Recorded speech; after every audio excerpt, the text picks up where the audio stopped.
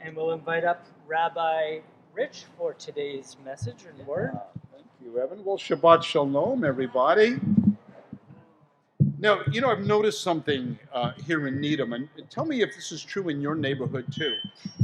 Do you do you find them tearing down little houses and building these big ones? And have you noticed sometimes that they'll put the foundation up, and then it's like days or weeks before anything happens, and you wonder, did the guys go off to another job? Did they run out of money? What happened? You ever have those kind of thoughts, about that? Well, actually, what's going on when we talk about putting up a house, you got to have that firm foundation, which means that once the concrete is poured, it has to be what they call cured. It has to settle from a minimum of 7 to 9 days, and you can't even paint that concrete at all, like for the basement or whatever, for another 30 days. It has to cure, because if you don't go through that process, if the foundation isn't cured so that it's strong and stable, once they put up the house, you see cracks in the walls, and all that kind of thing. So all of this to say that what we've been talking about over the past few weeks when I've been speaking to you is about a firm foundation for our experience as Messianic Jews and as followers of Yeshua. And we have talked about that foundation being joy. And that's what I want to explore from a particular moment in Israel's history. But, joy, what is joy? I mean, sometimes to define it like a dictionary doesn't do it justice. But I'll tell you that what can be joyful. Great stories about grandchildren. Do you agree with that, anybody? Great stories about grandchildren. So Sue went to Leora's little concert at the end of school at her elementary school, and she noticed that Leora was holding hands with a little girl, nice little girl. And so afterwards, Sue asked her mommy, asked Serena, what had happened. And I thought, this is such a great story, I would ask Serena to come up and tell it. So where is Miss Serena? Is she? Come on up, Serena. And let me bring this down a teeny bit here. There we go. There you go. Oh, thanks. Perfect. It's just a short story. So in March, I believe a family from an Afghani family moved to Jamaica Plain, and this little girl from the family joined Leora's class, and she didn't know any English, and so her teacher tasked Leora and her little group of friends with helping her learn about the classroom and teaching her English and just in welcoming her into their friend circle. And they took it to heart, and they just really welcomed her in, and they became good friends. And this little girl is now very American. But Leora really just opened her heart to her, and they became friends, and she's holding her hand because this is the first concert that she's ever been in, really for all of them, honestly, because of the pandemic. But she befriended this little girl, and it was really sweet to see her just open like that. So, yeah. And that's a cute story. Is that a cute story? I mean, you can enter into that as some of you are grandparents. But the thing, especially that got me, is that the little girl didn't speak English, but all the little girls in the class determined that they were going to teach her English. I think that is the sweetest thing, So joy. Now, I want to share a story which has as its foundation this whole subject of joy as the foundation. And it comes from a period of history that was very, very important for us as a people. You see, what happened was this. You know that we were carried away into exile in Babylon during the days of a famous king named Nebuchadnezzar. And there we were in Babylon, and we were feeling disoriented, and what's going on? And it was just a tough period. But God had promised through Jeremiah the prophet that ultimately this exile was going to end. And to make a long story short, a scribe named Ezra went back to Israel, to Jerusalem, and following that, in 539, the king at the time, this was the king of the Persians, His name was Cyrus, and he gave permission for the Jews to go back and rebuild their city and just operate in a kind of independent way, but still connected to the kingdom of Persia. That was their way of dealing with people from other places, to give them a certain amount of autonomy.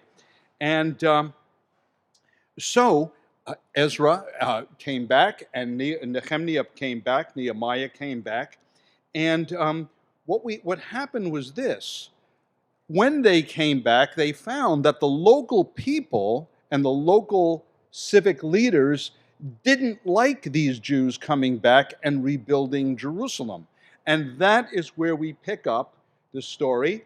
And so I'm going to read to you just a little bit from the book of Nehemiah. And it says this: Then the fifth time Sanballat, now you got to remember, Sanballat's the bad guy.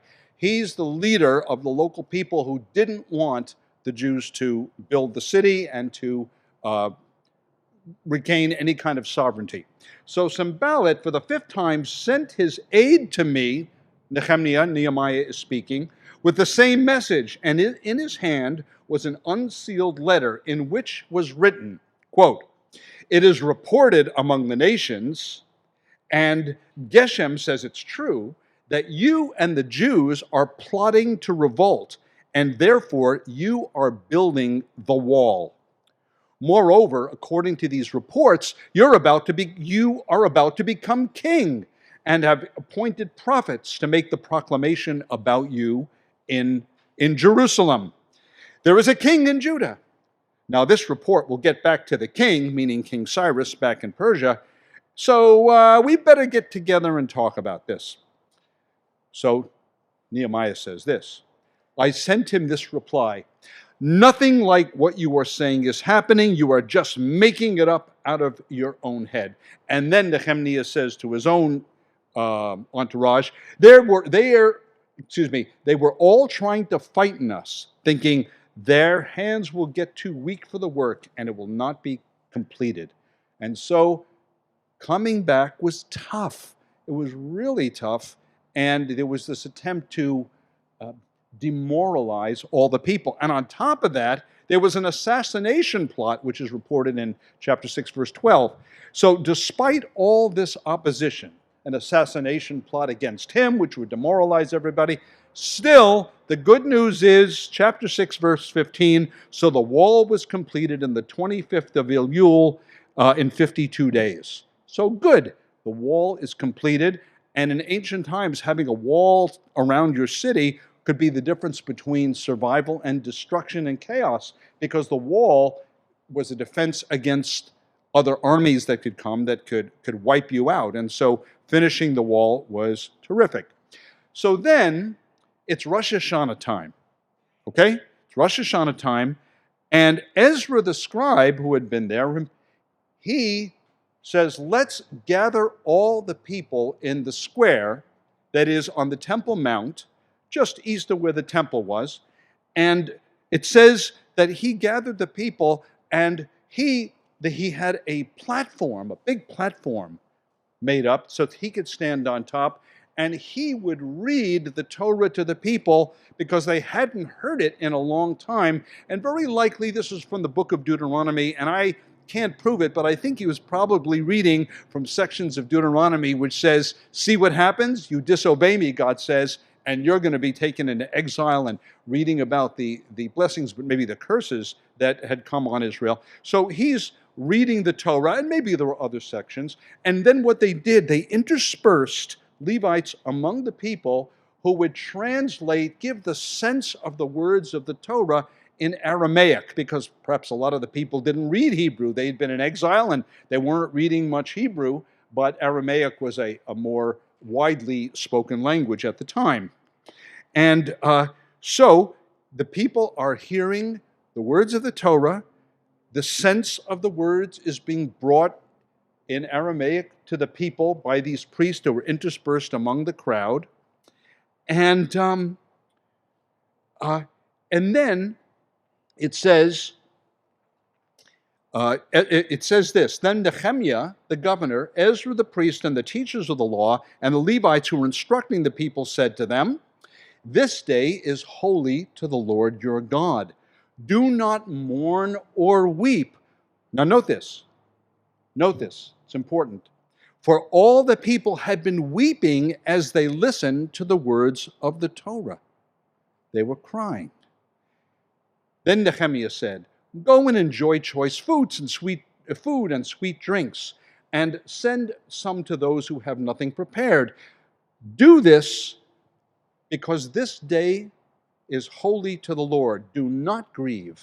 And then the critical passage, which if you remember nothing else from the sermon, this is the critical portion that relates to our subject of the foundation of what is the foundation for our lives with God as a community. It says, don't grieve, and I'll give it to you in Hebrew and then I'll give it to you in English. Ki chedva Adonai hi me'uzachem, because the Lord, the joy of the Lord is your strength. Chedva is another word for joy, like we say Simcha. There's a whole bunch of words in Hebrew for joy.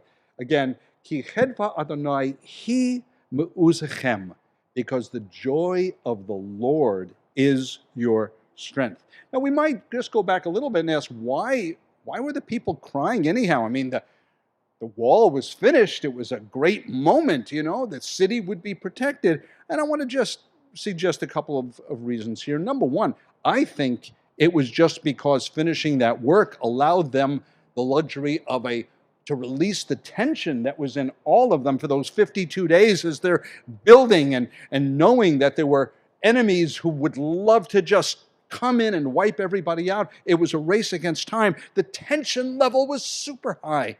And I think some of the crying was just an emotional reaction, a very understandable one, of just the release because of what they had been through.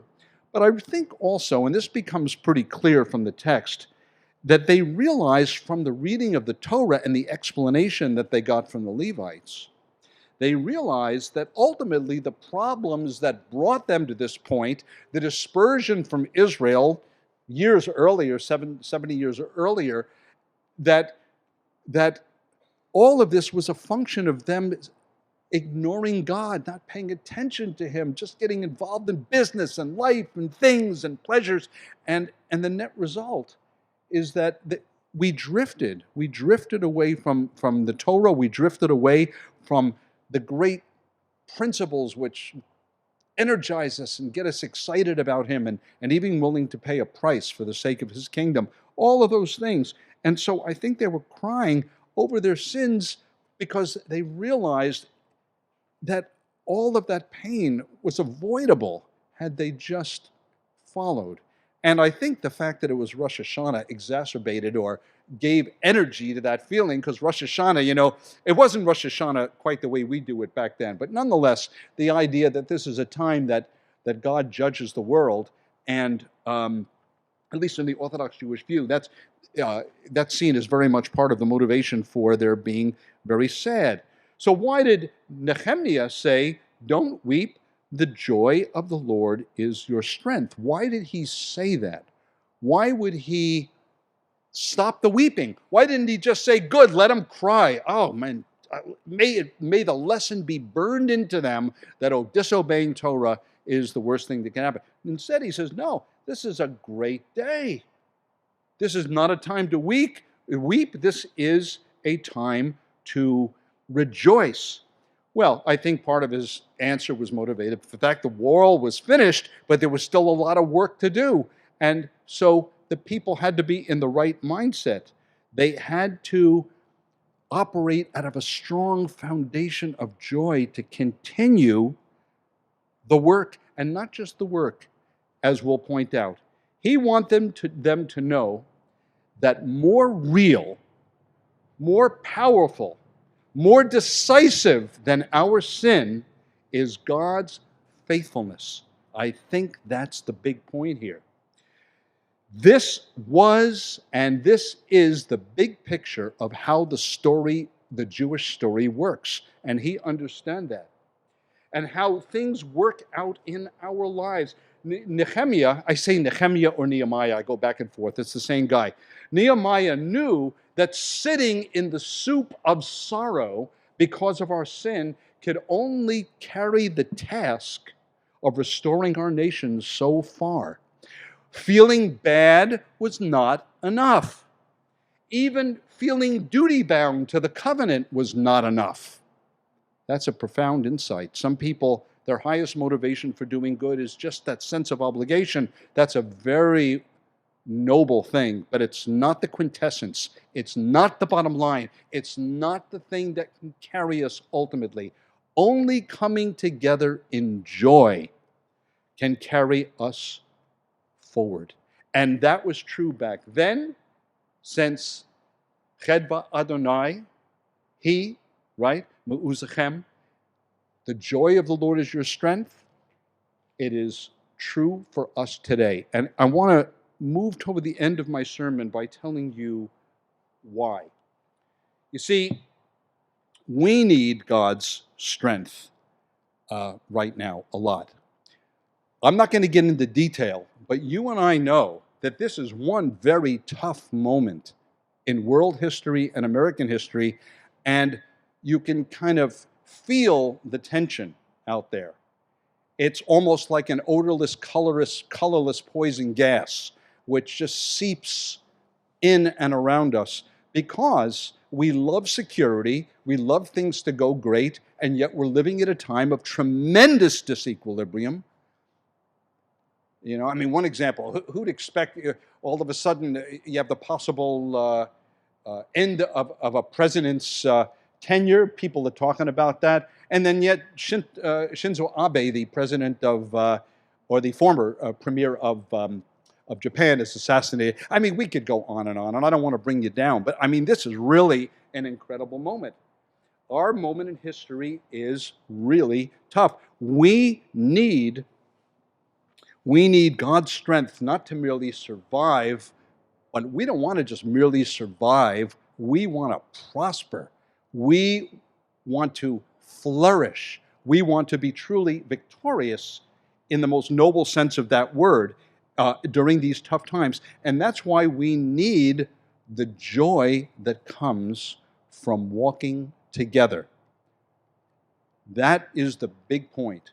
You see, the Chedva Adonai, his Simcha, his joy is something we need, but we need it as Messianic Jews who walk together in joy. That's the thing. And I'll tell you truthfully, motivation for me saying these things to you is I frankly feel protective of you all. I really do. I know Rabbi Nathan does too. We feel protective of you because we know that not only because of the general cultural patterns and the things I'm talking about, but in some of your own lives too. I mean, tough stuff. It's the way life is, you know? There are moments in life that are absolutely superlative. You're flying like a kite. I take, all right, there are a couple of great ones for our synagogue lately. Flying like a kite. How about Chaim's bar mitzvah a couple of weeks ago? Wasn't that great? Oh, we were flying like a kite. Previous Saturday night, we had the members' Mishkan with the cheese and wine party and the kids and adults band. Was that joyful or what? I mean, it really was. It was just an amazing moment. Okay? So what I'm saying is, this is a unique time in history, and it's a time that I'm even fear that some of our friends and relatives and people, others who were close to us, may even be somewhat emotionally crushed by the things that are going to be coming down. Things that people assume were absolute certainties turn out not to be necessarily true. And some are going to be filled with fear because of the time we're living in right now, and some will be tempted even to walk away from God. But that's not true for you and me. That's not true for us at Congregation Ruach Israel. No way. Why? Because Chedva Adonai, he me'uzechem. And what does that mean in English, everybody? The joy of the Lord is your strength. And we might say our strength. Why don't we say it one more time together? The joy of the Lord is our strength. even more motivating than just obedience, even more motivating than forsaking sin. It's got to come from deep in the kishkas, where the joy of the Lord and the big wow about him that flows from that joy will guide us through tough times. We will make it. We will be victorious. And I invite you to come back next week, because I'm going to continue with the theme with some very practical things about how we can increase our joy and so find real life, not just for ourselves, but for people who will need us during this period of history. Shabbat Shalom, everybody.